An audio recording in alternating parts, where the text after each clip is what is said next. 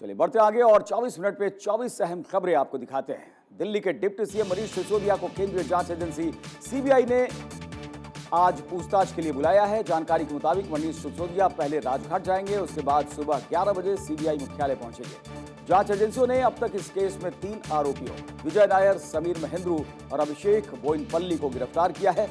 मामले में मनीष सिसोदिया पर भी आरोप है। उप मुख्यमंत्री मनीष सिसोदिया के साथ आम आदमी पार्टी के समर्थक भारी संख्या में जुटने की संभावना है और इसे देखते हुए दिल्ली पुलिस ने सुरक्षा के कड़े इंतजाम किए हैं। करीब 1,500 पुलिसकर्मियों को सीबीआई मुख्यालय के आसपास तैनात किया गया है। भारी संख्या में समर्थकों के आने की संभावना को देखते हुए रूट को भी डाइवर्ट किया गया है।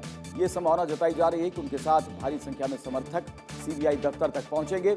समर्थक किसी तरह का हंगामा न करें, इसे रोकने के लिए ही भारी संख्या में पुलिस बल को तैनात किया गया है।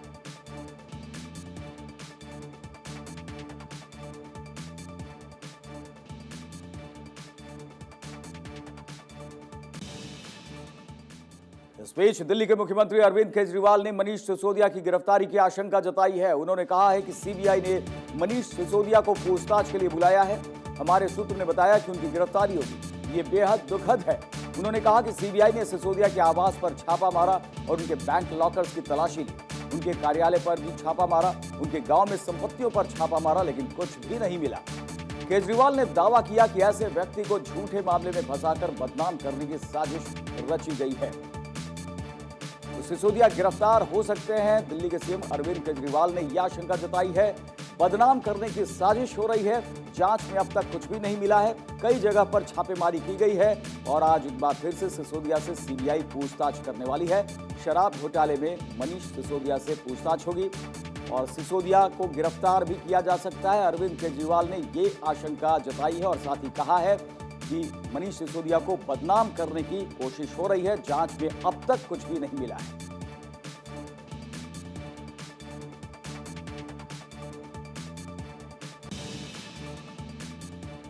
पूर्व सैन्य अधिकारी केजेएस ढिल्लन ने पुलवामा अटैक को लेकर एक किताब लिखी है जिसमें उन्होंने चौंकाने वाले खुलासे किए हैं। उन्होंने अपनी किताब कितने गाजी आए कितने गाजी गए में लिखा है कि 14 फरवरी 2019 के पुलवामा हमले के 10 दिन के भीतर एक और आत्मघाती आतंकी हमला होना था। इसकी भनक भारतीय फौज को लग गई थी। सुरक्षा बलों ने 2 पाकिस्तानियों समेत 3 आतंकवादियों को ढेर करके आतंकियों के मंसूबों को तहस नहस कर दिया था। किताब में ढिल्लन ने लिखा है कि ऐसे कई आत्मघाती हमलों के बारे में लोग नहीं जानते हैं जिसकी योजना फरवरी 2019 में ही बनाई गई थी। एक आतंकवादी ने अपने आत्मघाती हमले के इरादे बताने के लिए एक वीडियो बनाया था जिसमें विस्फोटक और अन्य हथियार दिख रहे थे। इसी इनपुट के आधार पर सुरक्षा बलों ने ज्वाइंट ऑपरेशन चलाकर उनकी योजना फेल कर दी थी। ढिल्लन ने अपनी किताब में लिखा कि पुलवामा की घटना के बाद खुफिया एजेंसियों, जम्मू कश्मीर पुलिस और भारतीय सेना ने अपने अभियान तेज कर दिए थे और दक्षिण कश्मीर इलाके में जैश-ए-मोहम्मद जैसे आतंकी संगठनों के नेटवर्क में घुसपैठ कराने में काफी हद तक वो सफल रहे थे।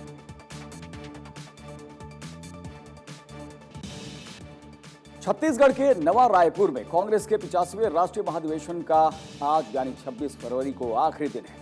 अधिवेशन के समापन पर दोपहर 3 बजे मेगा रैली निकाली जाएगी। जोरा गांव में एक विशाल जनसभा आयोजित की जाएगी। इसमें प्रदेश से करीब 2 लाख लोगों के आने की उम्मीद है।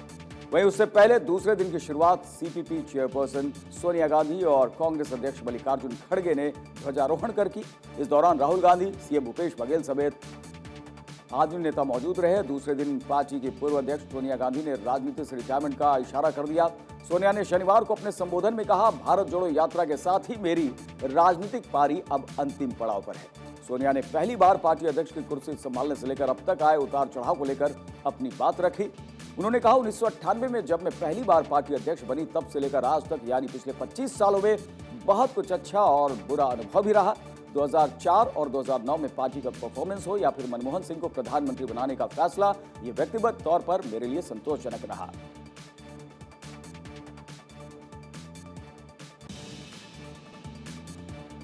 जर्मन चांसलर ओलाफ शोल्ज 2 दिवसीय यात्रा पर भारत पहुंचे। राष्ट्रपति भवन में प्रधानमंत्री नरेंद्र मोदी ने उनका स्वागत किया। इसके बाद हैदराबाद हाउस में दोनों के बीच बैठक हुई, जिसमें कई मुद्दों पर चर्चा हुई। मीटिंग के बाद पीएम मोदी ने रूस यूक्रेन जंग पर बड़ा बयान दिया और कहा कि भारत ने हमेशा से इस विवाद को बातचीत और कूटनीति के माध्यम से हल करने पर जोर दिया है। साथ ही पीएम मोदी ने आतंकवाद पर भी कड़ा प्रहार किया और कहा कि टेररिज्म पर दोनों देशों की सोच एक जैसी है।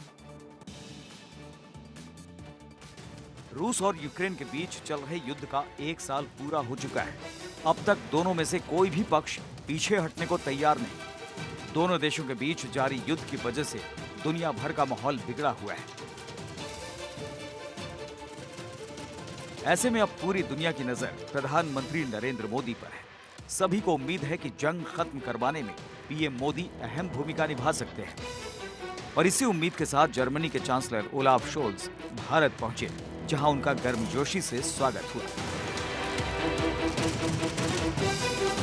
ओलाफ शोल्ज और प्रधानमंत्री नरेंद्र मोदी के बीच द्विपक्षीय बातचीत हुई। इसमें कई मुद्दों मसलन स्वच्छ ऊर्जा, कारोबार और न्यू टेक्नोलॉजी सहित विभिन्न क्षेत्रों में द्विपक्षीय संबंधों को मजबूत बनाने पर जोर दिया गया। पीएम मोदी ने कहा कि दोनों देशों के बीच सांस्कृतिक और आर्थिक आदान प्रदान का लंबा इतिहास रहा है। देश भर में ऑनलाइन पेमेंट सर्विस में क्रांति लाने वाला यूपीआई यानी यूनिफाइड पेमेंट ग्लोबल हो गया है। दुनिया में धाक जमा रहा है। 50 से अधिक देशों में यूपीआई की सेवाएं पहुंच चुकी हैं।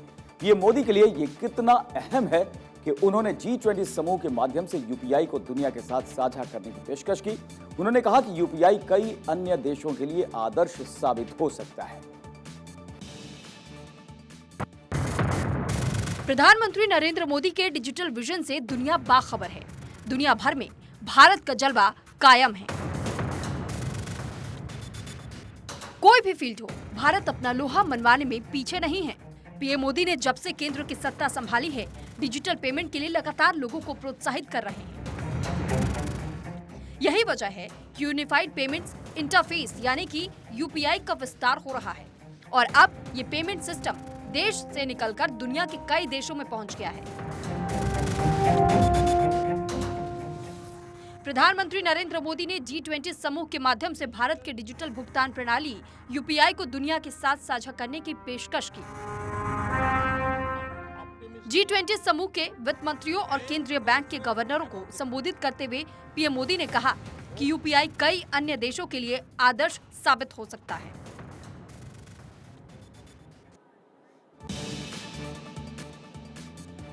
सियासत के सुपर शनिवार को बिहार में रैलियों का रेला रहा, जिसमें 2024 की हुंकार सुनाई दी। एक तरफ जहां पूर्णिया में महागठबंधन की महारैली हुई, तो दूसरी तरफ गृह मंत्री अमित शाह ने भी कई रैलियां की और खूब हमले किए।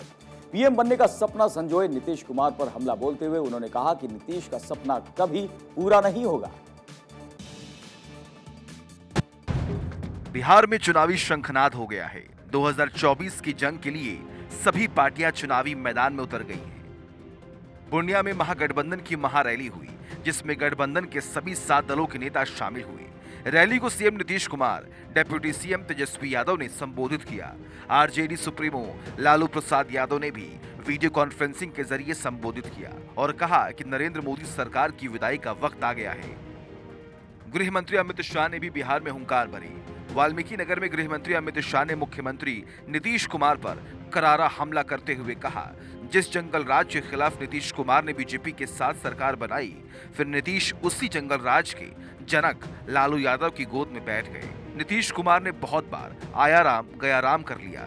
अब बीजेपी में नीतीश कुमार के लिए दरवाजा बंद हो गया है। मिशन 2024 के लिए बीजेपी के साथ साथ अब महागठबंधन ने भी तैयारी तेज कर दी है। आरजेडी और जेडीयू चाहती है कि नीतीश कुमार विपक्ष के पीएम कैंडिडेट हो, लेकिन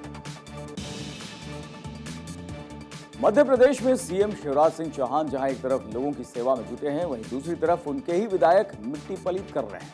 ऐसा ही मामला उज्जैन के महिदपुर में सामने आया है। ये रिपोर्ट देखिए। उज्जैन के महिदपुर के बीजेपी विधायक बहादुर सिंह चौहान एक बार फिर से विवादों में आ गए हैं। इस बार मामला थोड़ा अलग है। सीएम से हाथी पांव पीड़ित लड़की राधा ने मिलकर इलाज की गुहार लगाई, जो विधायक साहब को नागवार गुजरा। शायद उन्हें लगा कि सीएम के सामने उनकी छवि खराब की गई जिसके बाद उन्होंने पीड़ित को बुलाकर धमकाया और दोबारा सीएम के आने पर उनके सामने न पड़ने को कहा। साथ ही ये भी कहा कि जितने पैसे चाहिए ले लो, लेकिन दोबारा ऐसा नहीं होना चाहिए। विधायक बहादुर सिंह चौहान, जो बीजेपी उपाध्यक्ष हैं, उनकी इस हरकत के बाद लोग सवाल उठा रहे हैं, जिससे बीजेपी की छवि को भी नुकसान पहुंच रहा है। इसके पहले भी विधायक बहादुर सिंह चौहान कई बार विवादों में रह चुके हैं। लोग तो ये भी कह रहे हैं कि जिसके पास रहने को घर नहीं, वो उज्जैन क्यों जाएगा, जब विधायक ही उसकी बात सुन लेंगे। पीड़ित ने भी बताया कि उसने विधायक से कई बार इलाज की गुहार लगाई, लेकिन उसकी सुनवाई नहीं हुई। इसी बीच उसे पता चला कि सीएम शिवराज सिंह चौहान उज्जैन आ रहे हैं, तो उनसे मुलाकात करने पहुंच गई। फिलहाल सीएम शिवराज सिंह चौहान के निर्देश पर पीड़ित की इलाज की व्यवस्था जिला प्रशासन कर रहा है। स्वास्थ्य सूदखोरों के खिलाफ गुजरात सरकार ने बिगुल बजा दिया है। सूदखोरों से लोगों को बचाने के लिए विशेष मुहिम चलाई है, जिससे कई परिवारों को राहत मिली है।